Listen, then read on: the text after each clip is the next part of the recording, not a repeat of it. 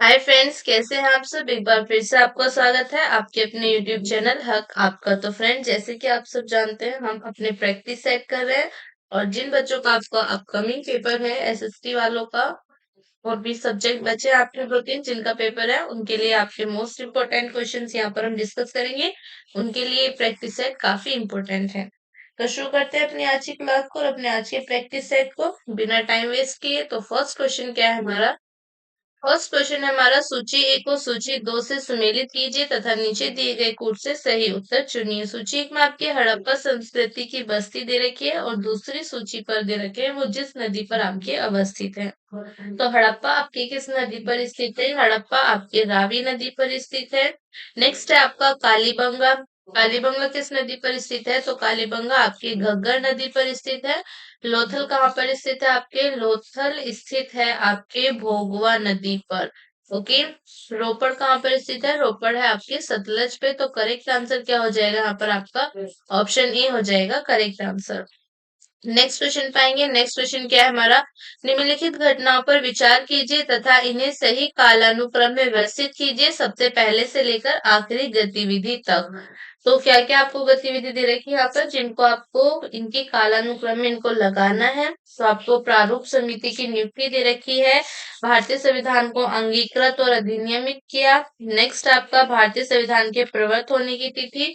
संविधान सभा की प्रथम बैठक। तो सबसे पहले आपकी क्या हुआ था। पहले आपकी संविधान सभा की बैठक हुई थी, संविधान सभा की प्रथम बैठक। उसके बाद आपका आता है प्रारूप समिति की नियुक्ति हुई। प्रारूप समिति की नियुक्ति के बाद आएगा आपके संविधान को अंगीकृत और आपके अधिनियमित किया। और उसके बाद आपका सबसे लास्ट में संविधान के प्रवत होने की तिथि है। संविधान सभा की प्रथम बैठक कब हुई थी आपकी। तो ये हुई थी 9 दिसंबर 1946 में हुई थी आपकी संविधान सभा की प्रथम बैठक। नेक्स्ट आपका है प्रारूप समिति की नियुक्ति। तो प्रारूप समिति की नियुक्ति कब हुई थी आपकी। ये हुई थी 29 अगस्त 1947 में आपके प्रारूप समिति की नियुक्ति हुई। नेक्स्ट आपका भारतीय संविधान को अंगीकृत और अधिनियमित किया गया। तो भारतीय संविधान को अंगीकृत और अधिनियमित कब किया गया। 26 नवंबर 1949। 26 नवंबर 1949 को आपके भारतीय संविधान को अधिनियमित और आपके अंगीकृत किया गया। और भारतीय संविधान के प्रवत होने की तिथि क्या है आपके 26 जनवरी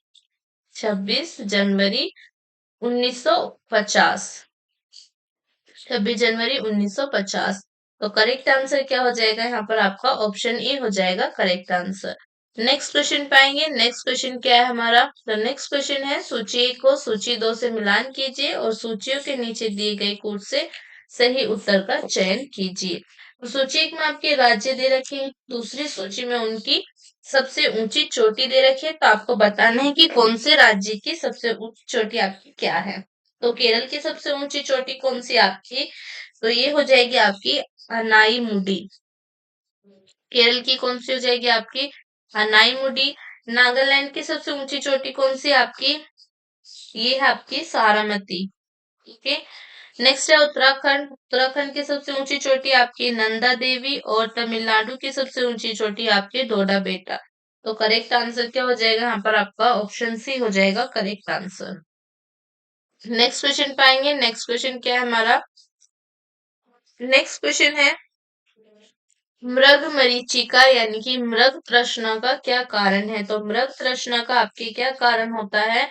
प्रकाश का व्यतिकरण, प्रकाश का विवर्तन, प्रकाश का ध्रुवण। नेक्स्ट है आपका प्रकाश का पूर्ण आंतरिक परावर्तन। तो करेक्ट आंसर क्या हो जाएगा यहाँ पर आपका ऑप्शन डी हो जाएगा करेक्ट आंसर, प्रकाश का पूर्ण आंतरिक परावर्तन। जो आपका मृग मरीचिका होता है आपका मिरेज, एक प्रकार का वायुमंडलीय दृष्टि भ्रम है जिसमें प्रेक्षक अस्तित्वहीन जलाशय एवं दूरस्थ वस्तु के उल्टे या बड़े आकार के प्रतिबिंब तथा अन्य अनेक प्रकार के विरूपण देखता है। और वस्तु के प्रक्षेपक के बीच की दूरी कम होने पर प्रक्षेपक का भ्रम दूर हो जाता है। तो करेक्ट आंसर हो जाएगा आपका ऑप्शन डी, प्रकाश का पूर्ण आंतरिक परावर्तन मृग तृष्णा का कारण है। ओके। नेक्स्ट क्वेश्चन पाएंगे। नेक्स्ट क्वेश्चन क्या है हमारा। नेक्स्ट क्वेश्चन है हमारा, प्राकृतिक संसाधनों का वर्तमान पीढ़ी द्वारा इस प्रकार से उपयोग किया जाए कि प्राकृतिक संसाधनों का न्यूनतम क्षरण हो, तो यह किस प्रकार का विकास कहलाएगा? तो किस प्रकार का विकास ये कहलाएगा? आपके आर्थिक विकास कहलाएगा, जैविक विकास कहलाएगा, या आपके सामाजिक विकास कहलाएगा, या आपका सतत विकास कहलाएगा? तो ये कहलाएगा आपका सतत विकास। करेक्ट आंसर हो जाएगा ऑप्शन डी। सतत विकास यानी कि आपके सस्टेनेबल डेवलपमेंट संसाधनों के प्रयोग का एक आदर्श मॉडल है, जो यह बताता है कि आर्थिक विकास के साथ साथ पर्यावरण को भी सुरक्षित रखना है। इसका उद्देश्य है वर्तमान और भविष्य की पीढ़ी के लिए प्राकृतिक संसाधनों को सुरक्षित रखते हुए उसका इस प्रकार उपयोग किया जाए कि प्राकृतिक संसाधनों का क्षरण न्यूनतम हो। तो करेक्ट आंसर हो जाएगा आपका ऑप्शन डी। प्राकृतिक संसाधनों का वर्तमान पीढ़ी द्वारा इस प्रकार से उपयोग कि प्राकृतिक संसाधनों का न्यूनतम चरण हो, इस प्रकार के विकास को आप सतत विकास कहते हैं। तो ऑप्शन डी आपका करेक्ट आंसर हो जाएगा। नेक्स्ट क्वेश्चन पाएंगे। नेक्स्ट क्वेश्चन क्या है हमारा? नेक्स्ट क्वेश्चन आता है हमारा, सूची 1 को सूची 2 से सुमेलित कीजिए और सूचियों के नीचे दिए गए कोड से सही उत्तर का चयन कीजिए। तो सूची 1 में आपके निबंध कहाँ दे रखे हैं? दूसरी सूची में दे रखे हैं निबंध। तो आपको बताना है कि कौन से निबंधकार के आपका क्या निबंध है। तो देवर्ण भट्ट का निबंध कौन सा है? आपका स्मृति चंद्रिका। नेक्स्ट है हिमाद्री। हिमाद्री का जो निबंध है वो है आपका चतुर्वर्ग चिंतामणि। नेक्स्ट है माधवचार्य। माधवचार्य का निबंध है आपके पराशर माधव, और बल्लाल सेन का है आपके दान सागर। करेक्ट आंसर क्या हो जाएगा यहाँ पर? आपका ऑप्शन डी हो जाएगा करेक्ट आंसर। नेक्स्ट क्वेश्चन पाएंगे। नेक्स्ट क्वेश्चन क्या है हमारा? सूची को सूची 2 के साथ सुमेलित कीजिए और सूचियों के नीचे दिए गए कोड से सही उत्तर का चयन कीजिए। सूची में आपके संविधान के अनुच्छेद दे रखे हैं, दूसरी सूची में अंतर्वस्तु यानी कि प्रावधान दिए गए हैं। तो अनुच्छेद 54 में आपके क्या आता है? अनुच्छेद 54 में आता है आपके भारत के राष्ट्रपति का निर्वाचन। अनुच्छेद 54 में क्या आएगा आपके? भारत के राष्ट्रपति का निर्वाचन। भारत के राष्ट्रपति का निर्वाचन आएगा आपके अनुच्छेद 54 में। नेक्स्ट है आपका अनुच्छेद 75। अनुच्छेद 75 में आपके प्रधानमंत्री और मंत्रिपरिषद की नियुक्ति। नेक्स्ट है आपका अनुच्छेद 155। अनुच्छेद 155 में आता है आपके राज्य के राज्यपाल की नियुक्ति। राज्य के राज्यपाल की नियुक्ति आपके अनुच्छेद 155 के तहत होती है, और अनुच्छेद 164 में आता है आपके राज्य के मुख्यमंत्री और मंत्रिपरिषद की नियुक्ति राज्य विधानसभाओं की संरचना आपके अनुच्छेद 170 में वर्णित है। तो यहाँ पर आपका राज्य के मुख्यमंत्री और मंत्रिपरिषद की नियुक्ति आपके अनुच्छेद 164 में है। तो करेक्ट आंसर क्या हो जाएगा यहाँ पर? आपका ऑप्शन ए हो जाएगा correct answer. Okay, option A आपका करेक्ट आंसर हो जाएगा। नेक्स्ट क्वेश्चन पाएंगे। नेक्स्ट क्वेश्चन क्या है हमारा? तो नेक्स्ट क्वेश्चन है, निम्नलिखित में से कौन एक सुमेलित नहीं है? तो इसमें आपको बताने की इसमें से कौन सा आपका सही सुमेलित नहीं है।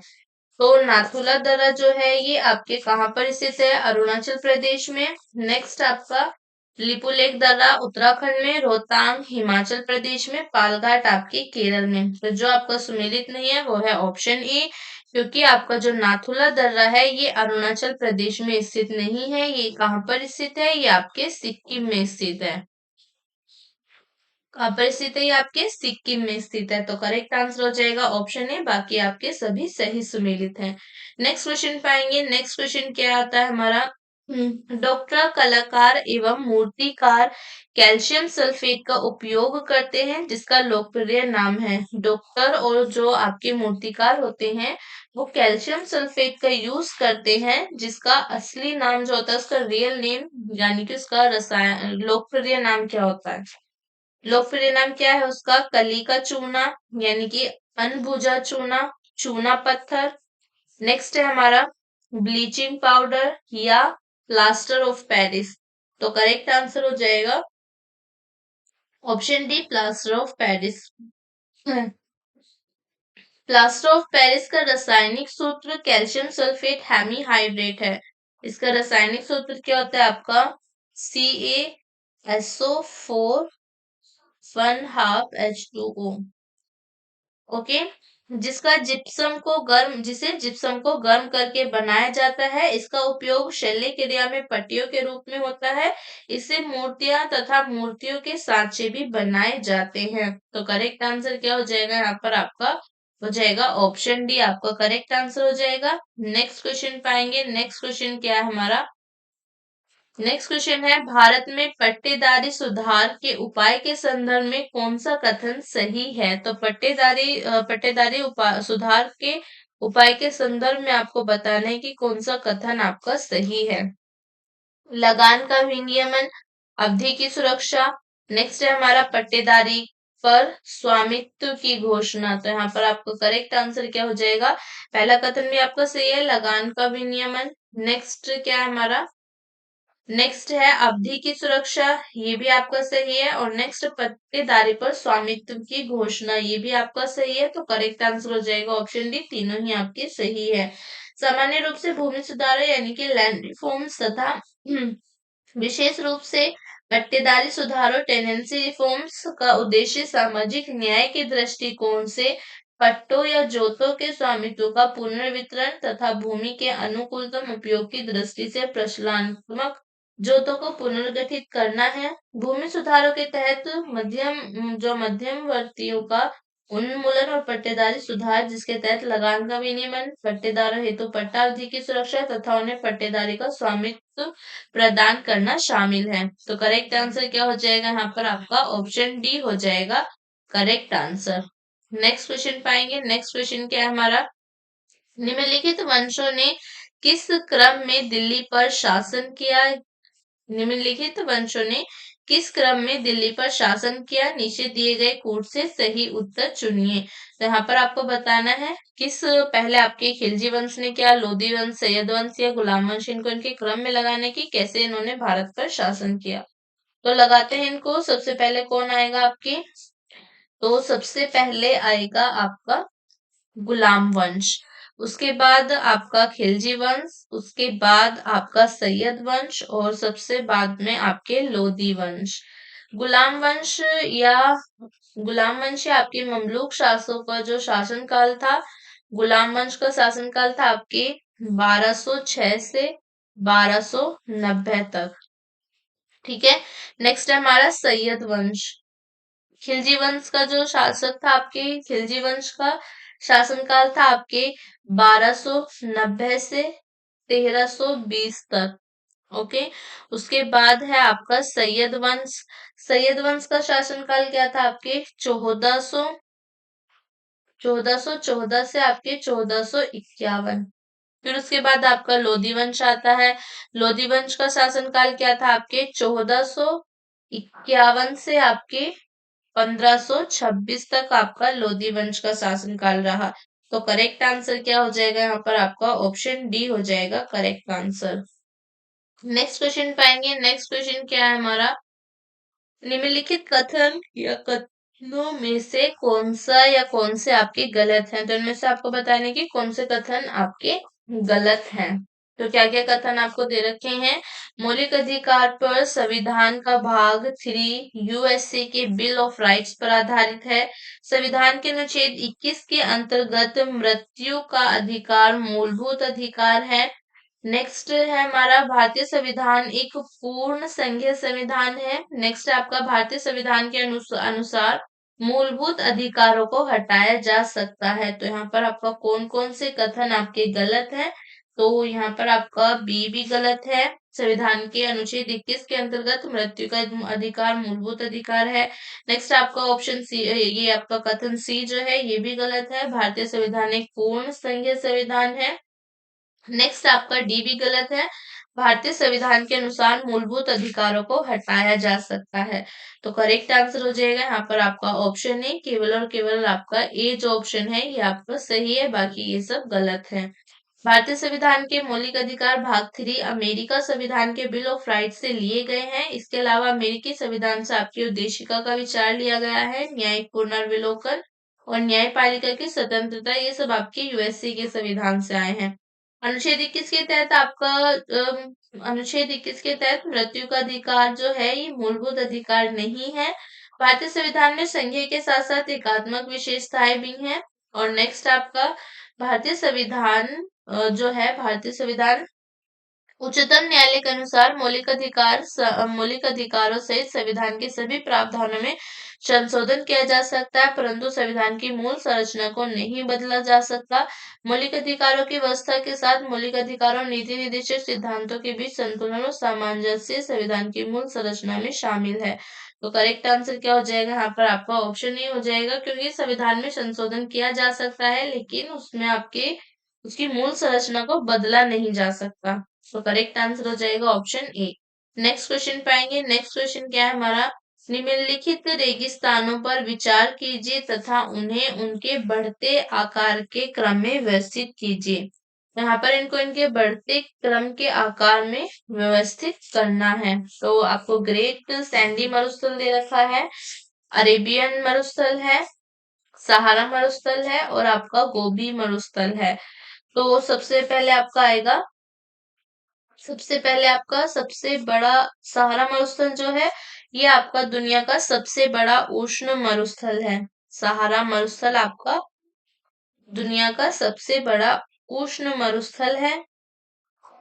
कि सहारा मरुस्थल दुनिया का सबसे बड़ा उष्ण मरुस्थल है और कुल मिलाकर अंटार्कटिका और आर्कटिक के बाद तीसरा सबसे बड़ा मरुस्थल है। तो यहाँ पर आपका सबसे बड़ा मरुस्थल क्या हो जाएगा, आपके ग्रेट सैंडी मरुस्थल। उसके बाद आपका आएगा गोबी मरुस्थल, उसके बाद आएगा आपका अरेबियन मरुस्थल और उसके बाद आएगा आपका सहारा मरुस्थल। तो करेक्ट आंसर क्या हो जाएगा यहाँ पर आपका ऑप्शन बी हो जाएगा आपका करेक्ट आंसर। नेक्स्ट क्वेश्चन पाएंगे। नेक्स्ट क्वेश्चन क्या है हमारा, सूची 1 को सूची 2 के साथ सुमेलित कीजिए तथा सूचियों के नीचे दिए गए कोड से सही उत्तर का चयन कीजिए। तो यहाँ पर आपको एक सूची में आपको पादप हार्मोन दे रखे हैं, दूसरी सूची में दिए गए हैं उनके कार्य। तो आपको बताने की कौन से हार्मोन के आपके क्या कार्य हैं। तो ऑक्सिन का क्या कार्य है, आपके शिखर प्रधान का। नेक्स्ट है जिबेरेलिन। जिबेरेलिन का क्या कार्य है, आपके कोशिका वृद्धि।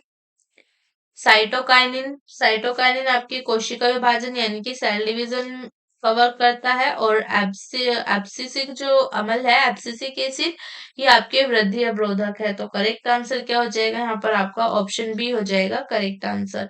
नेक्स्ट क्वेश्चन पे आएंगे। नेक्स्ट क्वेश्चन क्या है हमारा, किसान दिवस मनाया जाता है। तो किसान दिवस आपके कब मनाया जाता है, अक्टूबर 23, 23 नवंबर, 23 दिसंबर या आपके 23 सितंबर। तो करेक्ट आंसर क्या हो जाएगा यहाँ पर आपका, कब मनाया जाता है किसान दिवस कब मनाया जाता है आपका। तो ये मनाया जाता है आपके दिसंबर 23 यानी कि 23 दिसंबर को। किसान दिवस प्रत्येक वर्ष पूर्व प्रधानमंत्री चौधरी चरण सिंह के जन्म दिवस 23 दिसंबर के अवसर पर मनाया जाता है। तो करेक्ट आंसर हो जाएगा ऑप्शन सी, चौधरी चरण सिंह के जन्मदिन पर ये मनाया जाता है। नेक्स्ट क्वेश्चन पाएंगे। नेक्स्ट क्वेश्चन क्या है हमारा, शेरशाह सूरी के संदर्भ में निम्नलिखित में से कौन सा या कौन से कथन आपके सही हैं। तो शेरशाह सूरी के संबंध में बताने की कौन कौन से कथन आपके सही हैं। तो क्या क्या दे रखे हैं आपको, वह एक शानदार प्रशासनिक व्यवस्था के निर्माता थे, हालांकि एक शासक के रूप में उनके गुण युद्ध के मैदान पर उनकी जीत से अधिक उल्लेखनीय नहीं थे। यहाँ पर आपका करेक्ट आंसर क्या हो जाएगा, केवल और केवल आपका पहला कथन सही है, वह एक शानदार प्रशासनिक व्यवस्था के निर्माता थे। तो ऑप्शन ये आपका करेक्ट आंसर हो जाएगा और सेकंड जो है ये आपका गलत है। शेरशाह सूरी था आपके 1540 से 1545 तक इसने शासन किया था। मध्ययुगीन भारत के शासकों में एक महत्वपूर्ण स्थान है शेरशाह सूरी का। वह एक शानदार प्रशासनिक व्यवस्था का निर्माता आर्किटेक्ट था। प्रशासन के क्षेत्र में उसके द्वारा किए गए सुधारों के कारण उसे अकबर का पूर्वगामी माना जाता है। तो इसलिए कथन पहला आपका सही है। एक शासक के रूप में शेरशाह के गुण युद्ध के मैदान पर उसकी जीत से अधिक उल्लेखनीय थे। युद्ध के मैदान पर यदि उसे कुछ युद्धों में सफलता प्राप्त हुई है तो कुछ युद्धों में असफलता का भी सामना करना पड़ा। जैसे आपके हुमायूं ने दोहरा यानी कि देवरा स्थान पर अफगानों को पराजित किया, जिसमें शेरशाह भी शामिल था। इसी तरह शेरशाह द्वारा मारवाड़ पर विजय विश्वासघात का प्रतिफल था, जबकि प्रशासक के रूप में उसके द्वारा किए गए कार्य इतिहास में महत्वपूर्ण स्थान रखते हैं। तो करेक्ट आंसर क्या हो जाएगा यहाँ पर? आपका ऑप्शन ए हो जाएगा करेक्ट आंसर। केवल और केवल आपका पहला कथन सही है। नेक्स्ट क्वेश्चन पाएंगे। नेक्स्ट क्वेश्चन क्या है हमारा? निम्नलिखित में से कौन सा सही नहीं है? तो इसमें आपको बताने की कौन सा इसमें से आपका सही नहीं है। के एम मुंशी संविधान का प्रारूप बनाने वाली समिति के एक सदस्य थे। संविधान सभा द्वारा भारतीय संविधान स्वीकार किया गया। नेक्स्ट है हमारा बलवंत राय मेहता समिति रिपोर्ट 1957 द्वारा पंचायती राय की संस्तुति की गई।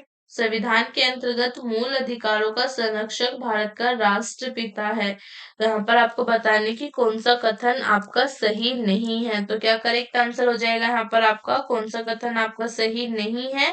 तो यहाँ पर आपका जो ऑप्शन डी है ये आपका सही नहीं है, क्योंकि संविधान का जो संरक्षक होता है वो आपके राष्ट्रपति नहीं होता, न्यायपालिका होती है। ओके, न्यायपालिका। संविधान मूल अधिकारों का संविधान के अंतर्गत मूल अधिकारों के संरक्षक न्यायपालिका है, ना कि आपके राष्ट्रपति। तो करेक्ट आंसर हो जाएगा आपका ऑप्शन डी, यही आपका सही सुमेलित नहीं, सॉरी सही नहीं है। नेक्स्ट क्वेश्चन पाएंगे। नेक्स्ट क्वेश्चन क्या है हमारा?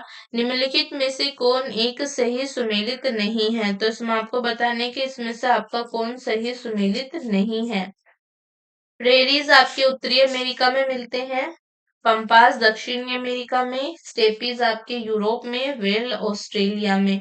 तो वैट जो होते हैं ये आपके ऑस्ट्रेलिया में नहीं मिलते। करेक्ट आंसर हो जाएगा आपका ऑप्शन डी। वेल्ड कहाँ पर मिलते हैं? ये आपके अफ्रीका में मिलते हैं।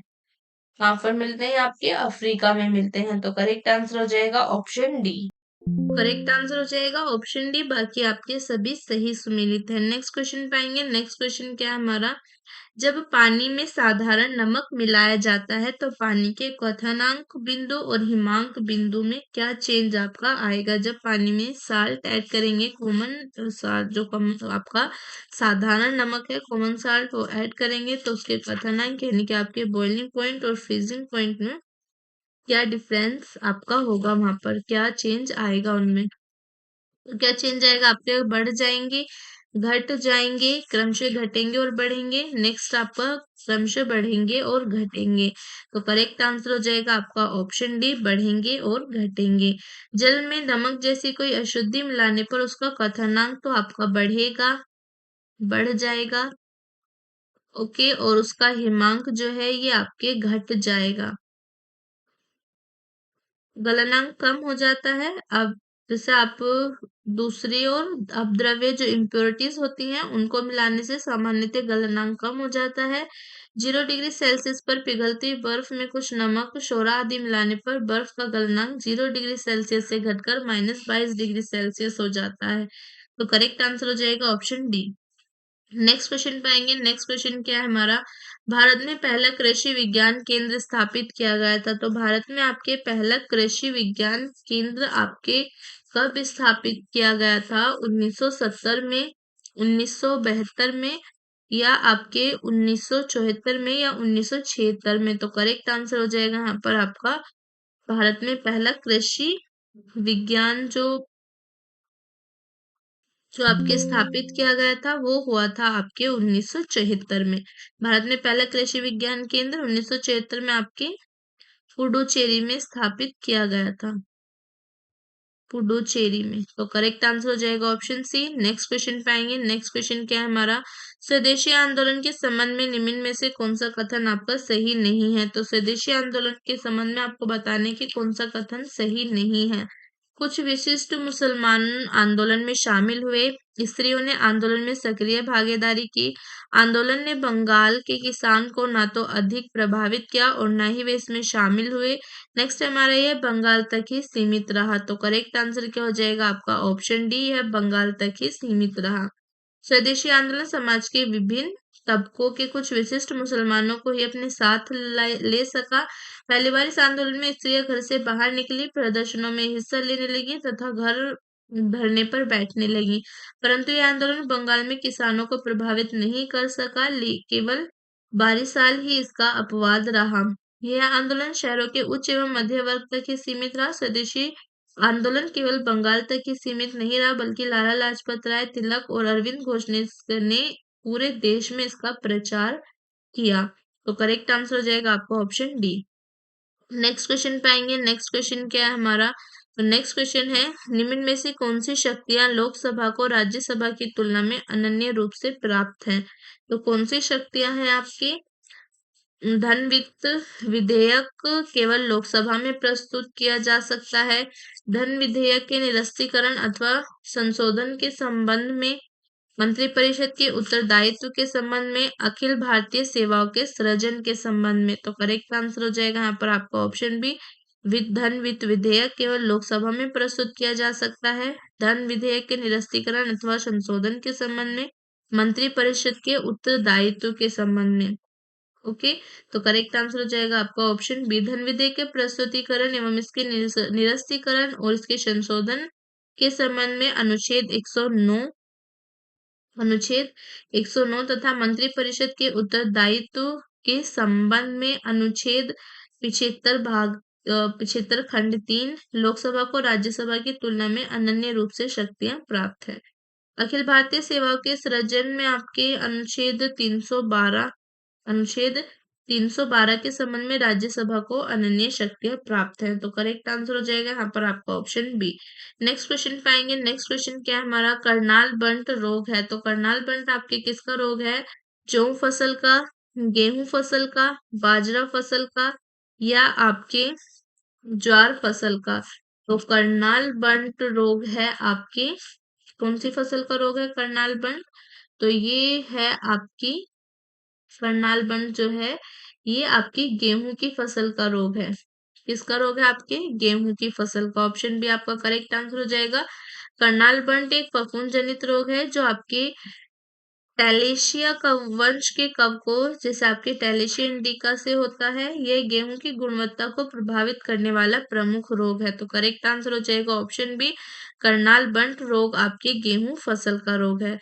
नेक्स्ट क्वेश्चन पे आएंगे। नेक्स्ट क्वेश्चन क्या है हमारा?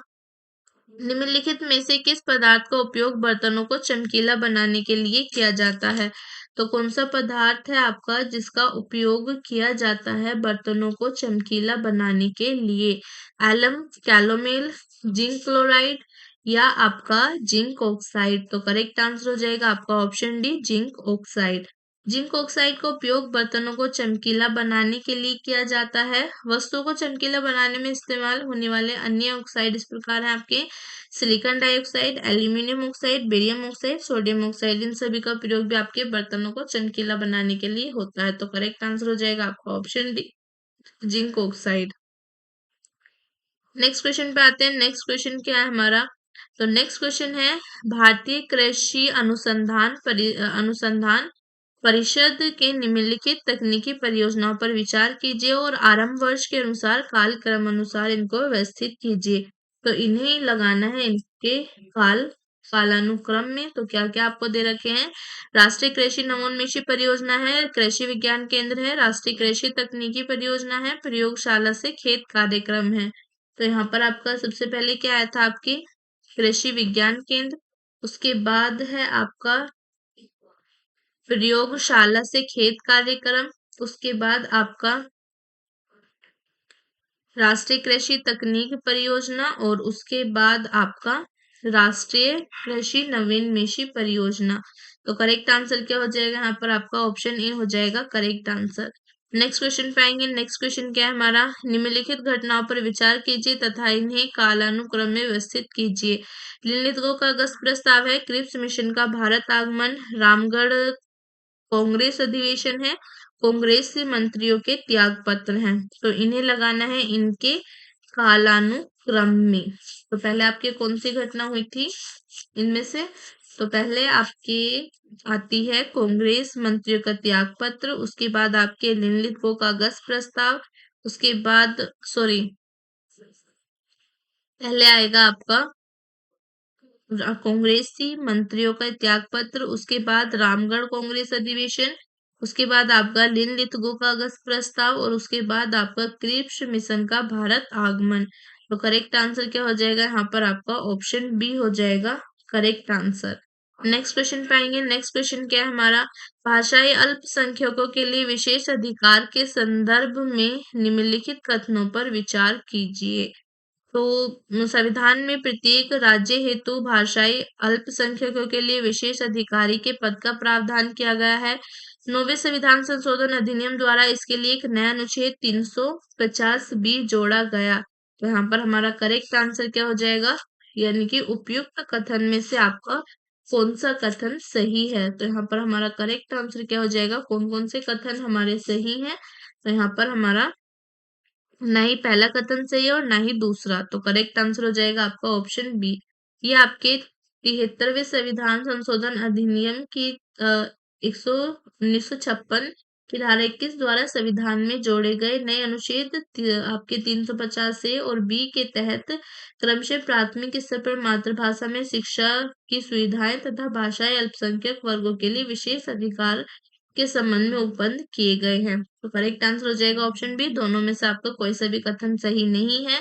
नेक्स्ट क्वेश्चन पे आएंगे। नेक्स्ट क्वेश्चन क्या है हमारा, राष्ट्रीय खाद्यान्न में आनुवांशिक विविधता का रख रखाव किया जाता है। तो आपके कैसे किया जाता है,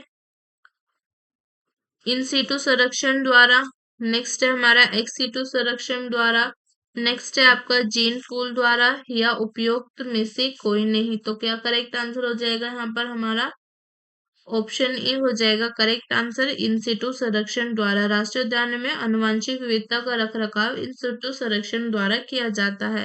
नेक्स्ट क्वेश्चन पाएंगे। नेक्स्ट क्वेश्चन क्या है हमारा, मानव शरीर में सबसे मजबूत मांसपेशियां कहाँ की होती हैं। तो सबसे मजबूत मांसपेशियां आपके कहाँ होती हैं, जबड़े में, नेक्स्ट है जांग में, गर्दन में या हाथों में। तो सबसे मजबूत मांसपेशी होती है आपके जबड़े में। किसी भारी वस्तु को उठाने के संदर्भ में जबड़े की मांसपेशियां सबसे मजबूत समझी जाती हैं। तो करेक्ट आंसर हो जाएगा यहाँ पर आपका ऑप्शन ए। नेक्स्ट क्वेश्चन पाएंगे। नेक्स्ट क्वेश्चन क्या है हमारा, दीर्घकालीन ऋण प्राप्त किया जाता है, किसके द्वारा प्राप्त किया जाता है, प्राथमिक सहकारी सोसाइटी के द्वारा, जिला सहकारी बैंक के द्वारा, भूमि विकास बैंक द्वारा, राज्य सहकारी बैंक द्वारा। तो करेक्ट आंसर हो जाएगा आपका ऑप्शन सी, भूमि विकास बैंक द्वारा। ग्रामीण सड़क की दीर्घकालीन आवश्यकता की पूर्ति भूमि विकास बैंक द्वारा की जाती है। इन्हें भूमि बंधक बैंक भी कहते हैं। तो करेक्ट आंसर हो जाएगा ऑप्शन सी। तो यहाँ पर हमारी आज की क्लास खत्म होती है। आई होप आपको क्लास अच्छी लगी होगी। आज का प्रैक्टिस सेट हमने कंप्लीट कर लिया। तो लाइक करना, ज्यादा से ज्यादा शेयर करना और कमेंट कर कर जरूर बताना कैसी थी आज की क्लास और कैसे लगे आपको आज के क्वेश्चन। मिलेंगे नेक्स्ट क्लास में न्यू प्रैक्टिस सेट के साथ और न्यू क्वेश्चंस के साथ। तब तक के लिए बाय बाय।